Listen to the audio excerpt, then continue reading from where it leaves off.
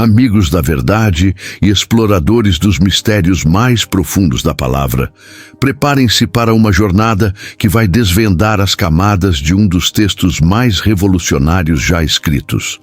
Hoje vamos mergulhar na essência do livro de Romanos, revelando a história completa do livro de Romanos como você nunca viu antes. Prepare-se para um ângulo que desafia a nossa lógica comum de fé e salvação. Será que o caminho para Deus é mesmo sobre ser bom? Ou Romanos nos revela algo muito mais surpreendente, uma subversão da nossa expectativa? Encontra-se na revelação de um atributo divino que transcende nossa compreensão, a retidão intransigente de Deus. Ele não é apenas bom, ele é a própria personificação da justiça, um juiz que não pode ser subornado, cujo padrão é a santidade absoluta. Imagine um pilar de luz tão intenso, tão puro, que qualquer sombra ao seu redor é instantaneamente revelada. Essa é a justiça de Deus. A Escritura Sagrada do Gênesis ao Apocalipse ecoa essa verdade imutável. Em Salmos 7:11, lemos que Deus é juiz justo, um Deus que manifesta cada dia o seu furor.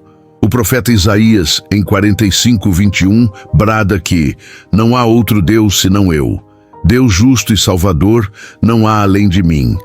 Esta não é uma justiça que apenas distribui recompensas ou punições. É a própria essência do seu ser, a fundação de seu trono. Salmos 89:14. Entender isso é o ponto de partida para qualquer exploração genuína da nossa fé. Sem a percepção da sua santidade perfeita, a profundidade do que ele fez por nós permanece um enigma sem solução. Um plano que somente um Deus de tamanha retidão poderia conceber para lidar com a vasta extensão da falha humana. Nos conta a narrativa da condição humana. É uma história verificável, não apenas nas páginas das Escrituras, mas nas manchetes de jornais, nos corredores da justiça, nos cantos escuros do coração humano. Consciência testemunhavam a existência e o poder de Deus. Romanos 1:19 e 20. Seus corações se obscureceram, suas mentes se entregaram a paixões aviltantes, e a consequência foi uma espiral descendente de toda sorte de maldade e depravação. Mas Paulo não para por aí. Ele vira sua lente para os judeus, o povo que tinha a lei, a circuncisão, a aliança, as promessas. Eles se consideravam superiores, com acesso privilegiado a Deus. No entanto, Paulo os confronta com a mesma verdade implacável. Ter a lei não os tornava justos, mas os condenava ainda mais quando a desobedeciam. Tu, pois, que ensinas a outrem, não te ensinas a ti mesmo. Tu, que pregas que não se deve roubar, roubas. Romanos 2:21. A circuncisão, sem um coração transformado, era mera formalidade. Um sequer. Romanos 3:10, 12.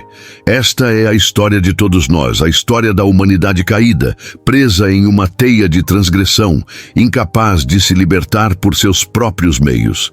Em resumo, Romanos 1-3 demonstra que, quer tenhamos a lei ou não, todos estamos sob o mesmo veredito de falha e incapacidade de alcançar o padrão perfeito de Deus. Mas será que essa escuridão era o fim, o ponto final de nossa existência? Ou haveria uma luz, uma solução para o dilema da justiça divina diante da falha humana? Existência. O abismo entre a retidão divina e a depravação humana parece intransponível. Como um Deus justo, que não pode se contradizer, poderia simplesmente perdoar o pecado sem violar sua própria natureza? Se ele ignorasse o pecado, deixaria de ser justo. Se ele exigisse a perfeição que nós não podemos entregar, seríamos todos condenados sem esperança. Serviu para nos justificar, mas para revelar a profundidade do nosso pecado. Romanos 3:20.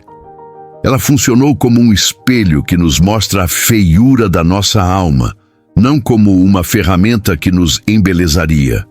O sofrimento gerado por essa constatação é real e profundo. Muitos se debatem com a culpa, com a sensação de não serem bons o suficiente ou de estarem irremediavelmente quebrados. O legalismo e a religiosidade vazia são tentativas desesperadas de preencher esse vazio, de alcançar um padrão inatingível, mas apenas resultam em mais frustração e desespero. Não há rituais, sacrifícios pessoais ou boas obras que possam apagar a mancha do pecado ou restaurar a relação com um Deus santo. O esforço humano, por mais sincero que seja, é como tentar cobrir um precipício com um lenço fino. A verdade é que estávamos verdadeiramente perdidos, sem qualquer mérito próprio, e a condenação que a lei de Deus impunha era justa. O salário do pecado era a morte, Romanos 6:23. E essa era a nossa inevitável sentença. Ponte para Deus. Mas é exatamente nesse ponto de desespero que a sabedoria divina se manifesta de uma forma que desafia a compreensão humana, revelando um plano eterno de salvação, forma que transcende toda a lógica e expectativa humanas.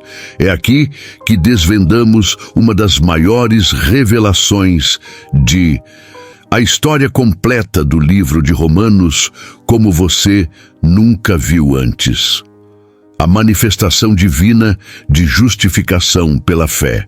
E sobre todos os que creem, porque não há distinção, pois todos pecaram e carecem da glória de Deus, sendo justificados gratuitamente por sua graça, mediante a redenção que há em Cristo Jesus. O que isso significa? Significa que Deus, em sua infinita sabedoria, não ignorou o pecado, mas o pagou. Ele não diminuiu sua justiça, mas a satisfez plenamente através do sacrifício perfeito de seu próprio Filho, Jesus Cristo. Cristo se tornou nossa propiciação, o sacrifício que aplacou a ira justa de Deus contra o pecado. A morte de Jesus na cruz não foi um acidente histórico, mas a ação divina predestinada, o cumprimento de um plano eterno para redimir a humanidade. Não condena mais aqueles que estão em Cristo Jesus, pois nele a condenação foi paga e a retidão foi provida. A ação divina não é um truque de mágica ou uma concessão sentimental, mas um ato de soberania e amor que sustenta tanto a justiça quanto a misericórdia. Ele foi tanto o justo quanto o justificador daqueles que creem, Romanos 3:26. Bom comportamento. Essa verdade transformadora, porém, não era o fim da jornada. Ela era o início de uma nova forma de viver. Uma vida que enfrentaria novos desafios e revelaria ainda mais camadas da manifestação divina. Um caminho de transformação que vai além do perdão inicial, adentrando as profundezas da santificação diária. Se essa ideia de uma justiça recebida e não conquistada ressoa com você, clique no like e compartilhe sua percepção nos comentários. Qual a maior mentira que você já ouviu sobre como alcançar Deus e como a justificação pela fé a desmistifica? Aqui, a manifestação de Deus não se limita a um ato forense de declarar-nos justos, mas se estende a uma obra contínua e poderosa de transformação interior. A história completa do livro de Romanos, como você nunca viu antes, revela que o Evangelho não é apenas sobre ser salvo do pecado, mas também sobre ser salvo do poder do pecado. Justificação nos une a Cristo em sua morte e ressurreição. Morremos para o pecado e ressuscitamos para uma nova vida. Uma vida onde o pecado já não tem domínio sobre nós. Romanos 6:11-14. Essa é a manifestação de Deus agindo em nós, libertando-nos das cadeias que antes nos prendiam. A batalha, no entanto, é real. Romanos 7 descreve a luta interna que o crente ainda enfrenta, a tensão entre a nova natureza e o remanescente da carne. Porque não faço o bem que quero, mas o mal que não quero. Esse faço, Romanos 7:19. É uma descrição honesta do desafio diário, um lamento que ressoa na alma de muitos. Mas não é o fim da história. Pecado e da morte. Romanos 8, 1, 2. Imagine o Espírito Santo como um guia e treinador pessoal, sempre presente, nos capacitando. Ele não apenas nos sela para a salvação, mas nos capacita a viver uma vida que agrada a Deus, nos guia, intercede por nós e nos dá poder para mortificar as obras da carne.